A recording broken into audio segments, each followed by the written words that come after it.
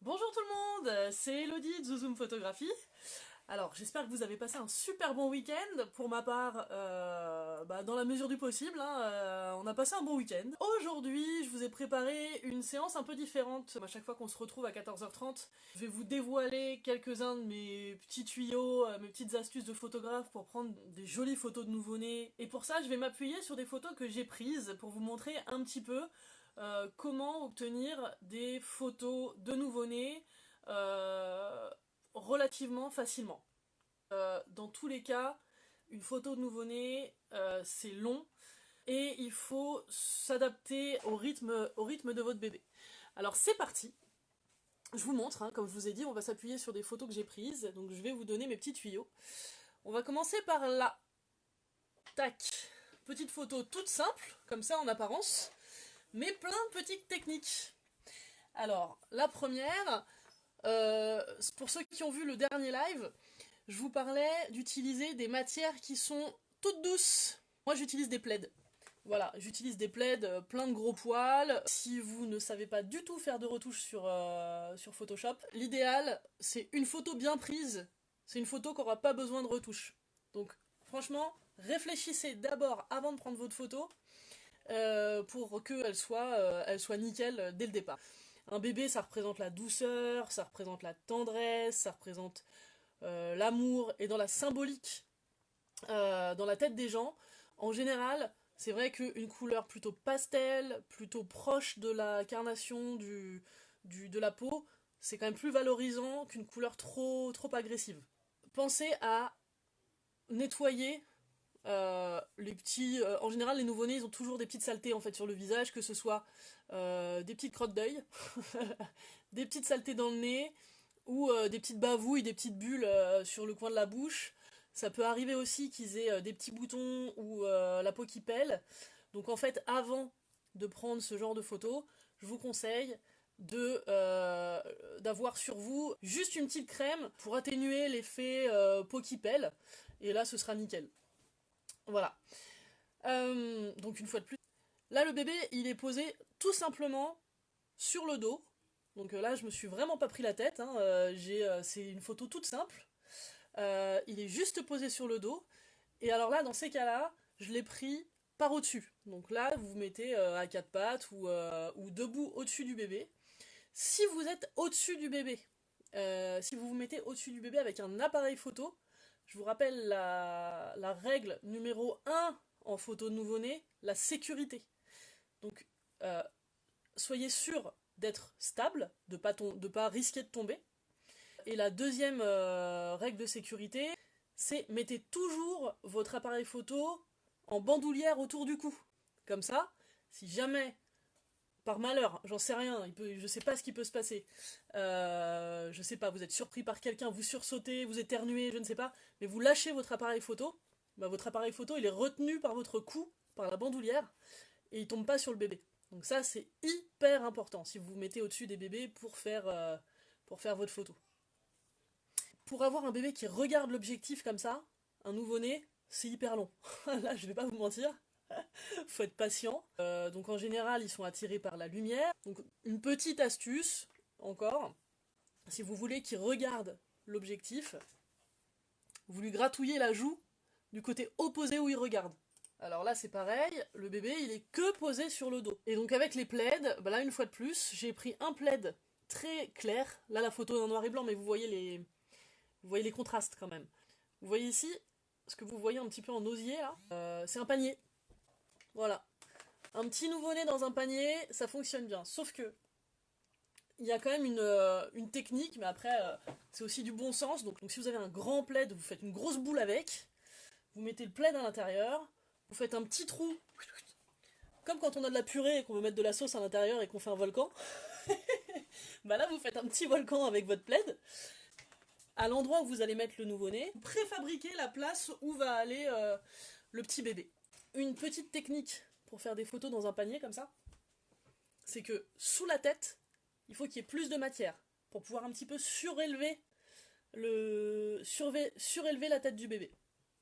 Donc, globalement, essayez de trouver des petits vêtements qui vous plaisent. des vêtements qui sont propres, des vêtements qui sont pas froissés, parce que je vais vous montrer. Tout ce qui est froissé, ça se voit énormément en photo.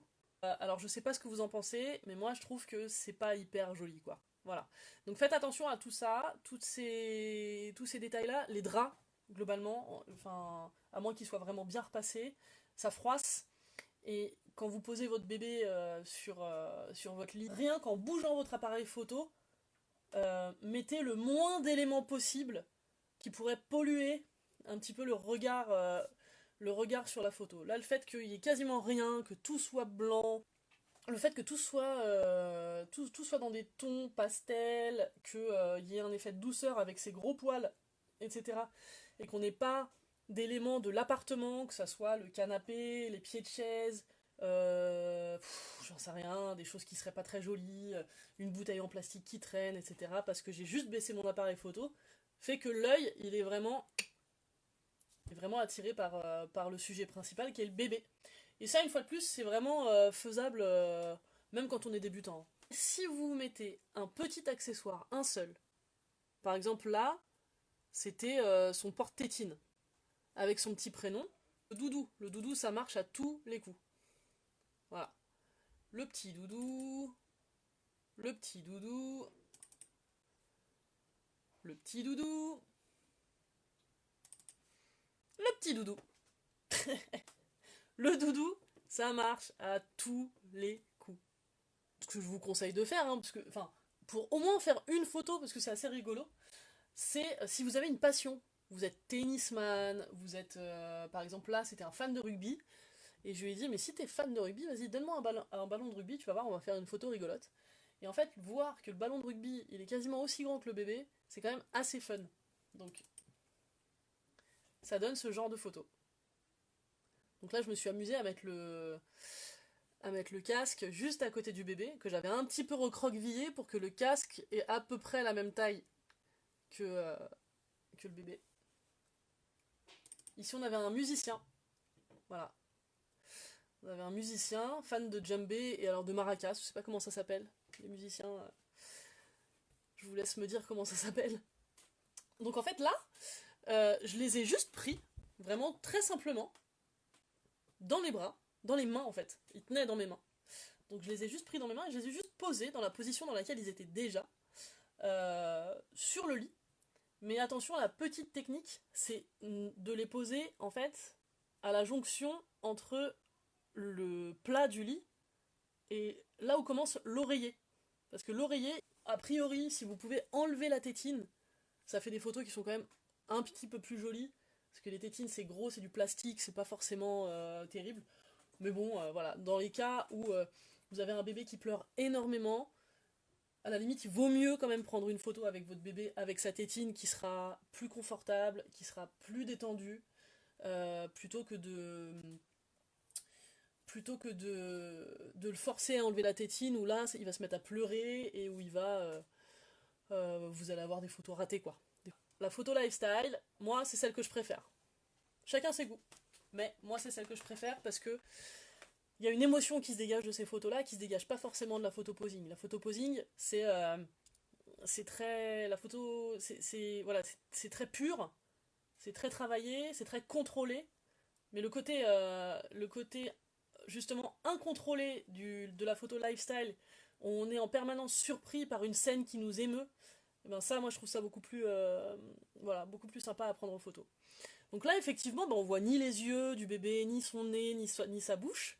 Mais déjà, moi, ce que j'adore, c'est les différences de proportion. On voit que le bébé est tout petit par rapport à sa maman. Il y a un côté très nature parce que voilà, elle est coiffée, elle est à la maison, elle est dans son canapé. Et le côté sympa de prendre des photos lifestyle comme ça, c'est que ça vous rappellera des souvenirs. Moi, rien que de voir cette photo, voilà, ça me fait quelque chose parce que je sais qu'à ce moment-là, cette femme-là a vécu un moment unique dans sa vie. Voilà, le fait d'allaiter son petit bébé, il y a un contact, il y a un lien qui est en train de se créer entre les deux. On sent le toucher de la main avec le bébé, on sent que le bébé il est bien, il est détendu, il est là où il a envie d'être. Voilà, moi j'adore, personnellement.